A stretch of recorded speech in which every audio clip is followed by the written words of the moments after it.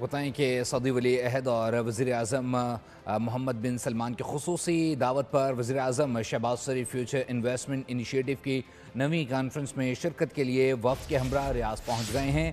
وزیر اعظم دورے میں سعودی ولی عہد سے ملاقات بھی کریں گے۔ تجارت، سرمایہ کاری، توانائی اور افرادی قوت کے شعبوں میں تعاون کے مزید فروغ پر گفتگو ہوگی۔ وزیر اعظم کانفرنس میں شرکت کے لیے آئے عالمی رہنماؤں اور بین الاقوامی اداروں کے سربراہان سے ملاقاتیں بھی کریں گے۔ تجارتی اور معاشی تعلقات کی مضبوطی کے بعد دفاعی تعلقات میں بہتری کا مشن۔ فیلڈ مارشل سید آصف منیر کا اردن کا دورہ، عمان میں اعلیٰ حکام سے ملاقاتیں۔ شاہ عبداللہ دوم کے ساتھ ملاقات میں خطے کی سیکیورٹی اور عسکری اشتراک کو بڑھانے پر اتفاق کیا۔ شاہ عبداللہ نے پاکستان کی مسلح افواج کی پیشہ ورانہ مہارت اور خطے میں امن کے لیے کردار کو خراج تحسین پیش کیا اور دفاعی شراکت داری کو نئی سطح پر لے جانے کی خواہش کا اظہار بھی کیا۔